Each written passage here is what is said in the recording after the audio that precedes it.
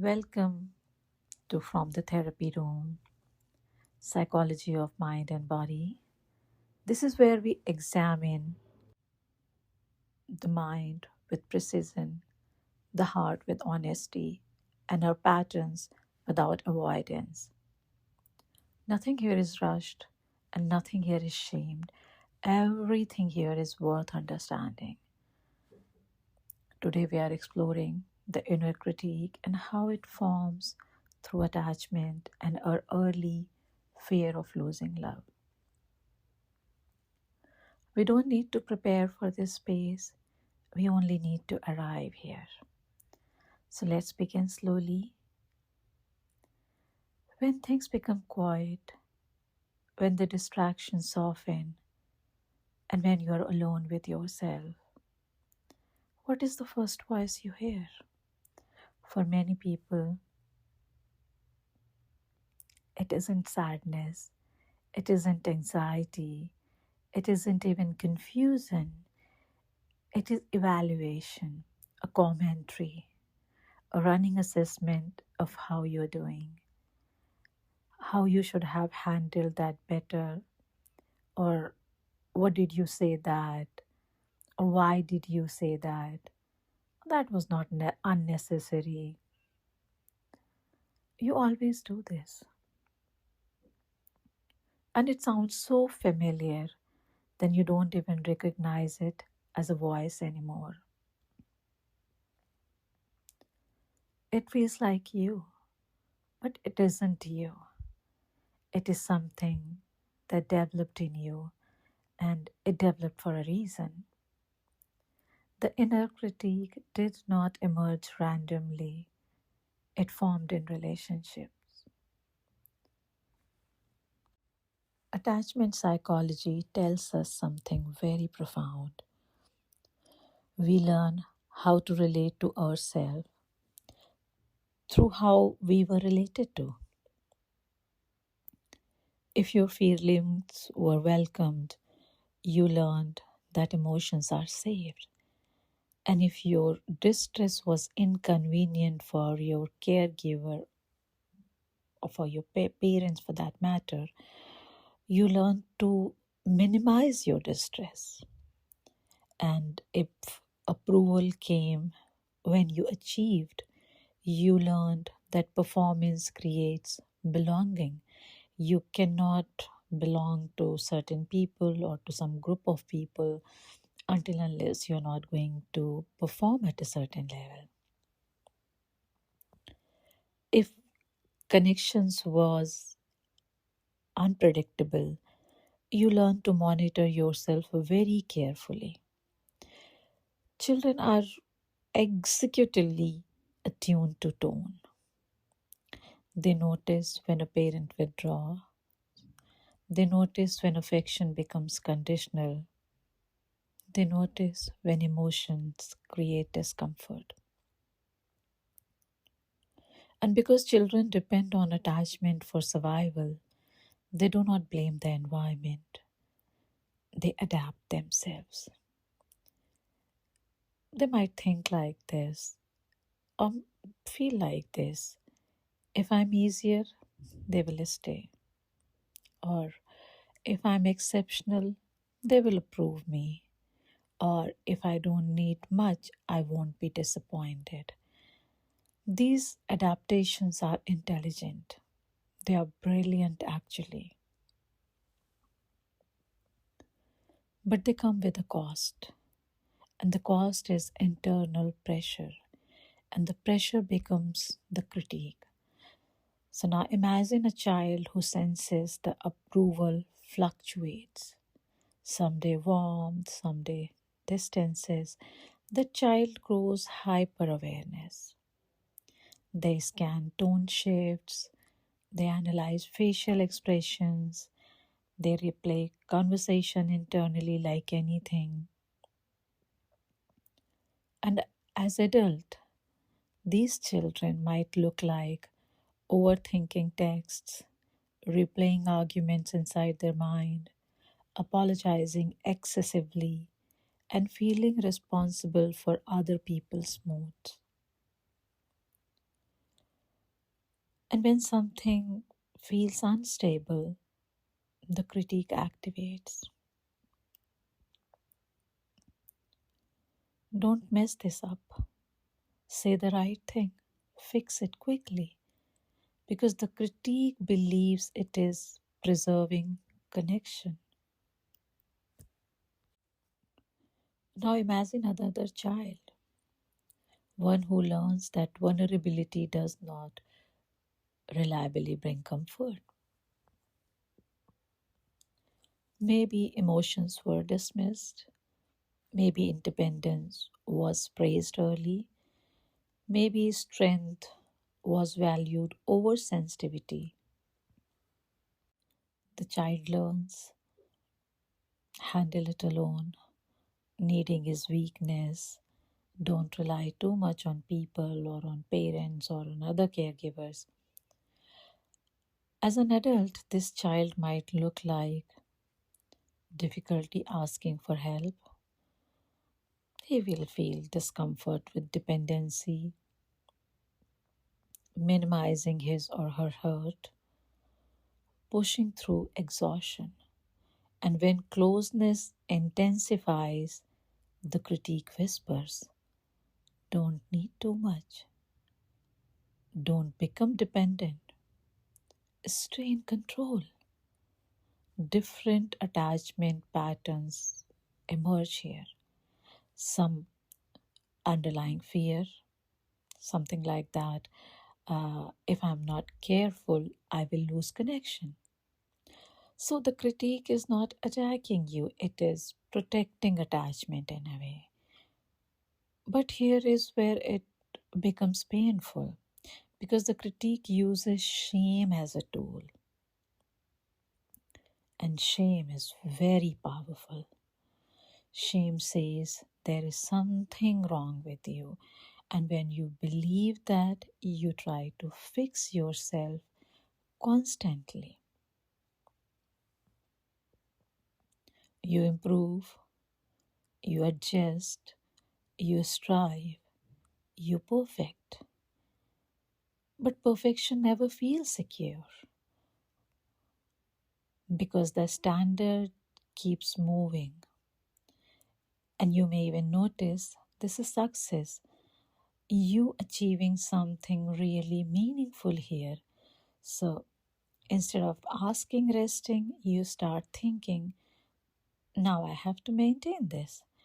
And the critique rarely allows celebration, it moves quickly to the next evaluation. That kind of internal life is exhausting. And many high functioning people live there. Extremely competent, internally tense, that's how they are.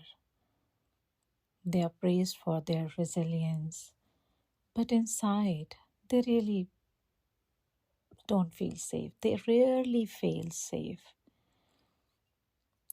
because safety to the critique equals vulnerability.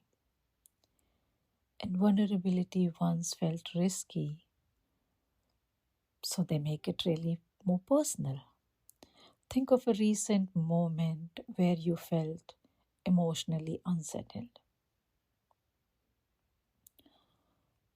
Think of a scenario, maybe someone didn't respond the way you hoped.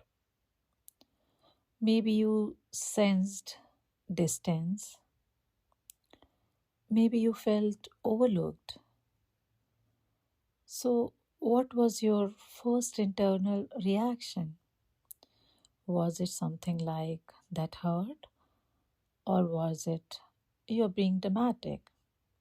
And the subtle difference reveals the attachment history here, that what kind of attachment you had when you were young, when you were just a child, when some of the things were not developed fully, now how they have developed when you are an adult person. Because secure attachment allows I felt hurt without collapsing into. something like there is something wrong with me. But if hurt once led to withdrawal or dismissal, you might attack your own reaction first. The critique steps in quickly again and it will tell you, don't be too much, don't make this as a problem, or handle it in a mature way. Maturity in this context becomes emotional suppression. But we know that suppressed emotion do not disappear. They resurface as irritability. They resurface as numbness. They resurface as quiet resentment. Now let's talk about the body, that what is happening in your body actually.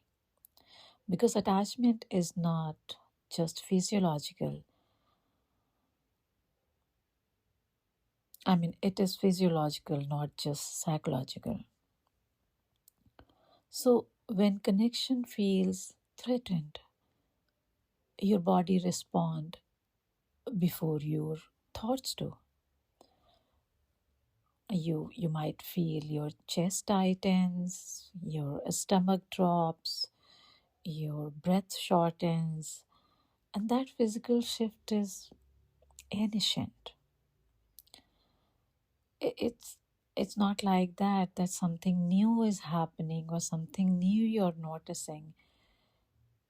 It just, this is how you have, probably you, if you'll go inside your head and in your body, you must feel that I don't know since how long I'm feeling like this.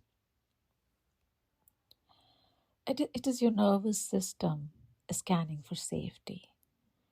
And when that activation rises, the critique often tries to regain control cognitively. Think this through, don't overreact, or stay composed. But composure without regulation is brittle. True regulation feels different. It feels like, yeah, something in me is activated probably, and instead of shaming it, you get curious around that. Because curiosity is the beginning of internal security. So instead of asking what is wrong with me, you can ask, what is this protecting? You simply ask to yourself, what is this protecting? And often the answer is very simple. It is protecting the fear of losing love. As most of our adult struggles are not about failure, they are about belonging. We fear being too much. We fear being not enough. We fear being abandoned. And we fear being unseen. The critique works tirelessly to prevent those outcomes. But here's the paradox: the very strategy that once protected attachment now interferes with intimacy. If you constantly self monitor, authenticity shrinks. If you constantly self correct, your spontaneity disappears. And if you constantly assume faults, your self trust erodes. And intimacy requires self trust. So, healing attachment does not mean eliminating the critique. It simply means building another internal voice, a steady one, the voice that says, I see you're afraid. I see you're trying. It makes sense. That voice does not ignore growth, it integrates it. It's really try to integrate it. It's allow accountability without any self abandonment. And I think this is really very important.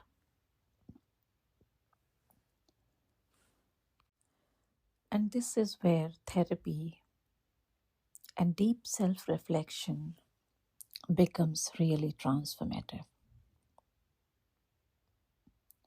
You begin to update your internal attachment model.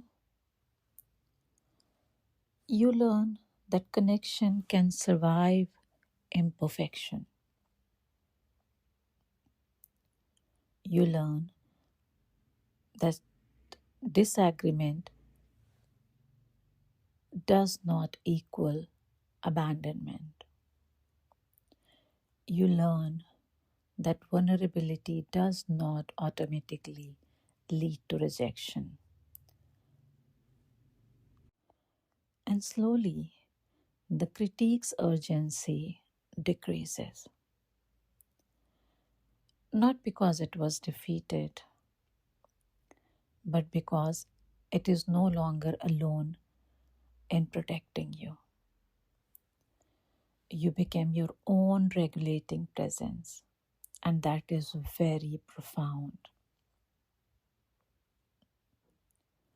Because when internal security increases, external relationships feel less threatening. So, what happens here? You don't overanalyze as intensely, you don't collapse as quickly, you don't withdraw as defensively. Rather, you respond instead of react. And that shift from reaction to response is the beginning of psychological freedom.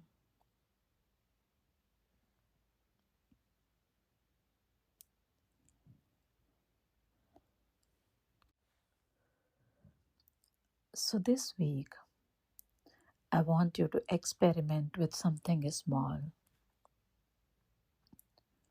The next time your inner critique speaks, pause. Don't silence it. Don't obey it. Just ask quietly,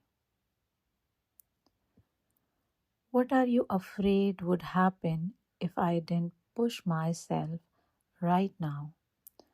And then listen yourself very carefully in a very mindful way. Not intellectually, but gently, in a very gentle manner. You might discover that beneath the criticism is simply fear.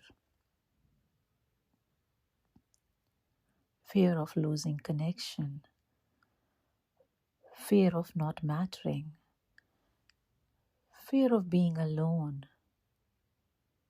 and fear deserves compassion, not punishment.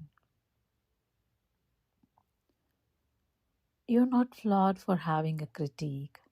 You're human. I always emphasize this in my sessions and otherwise too. And your nervous system did what it needed to survive. But survival is not the same as living. And now perhaps you're ready to live with less internal attack, with more steadiness, with more awareness. This is the work, and we'll continue it. This has been from the therapy room, where awareness replaces reaction and understanding replaces self judgment.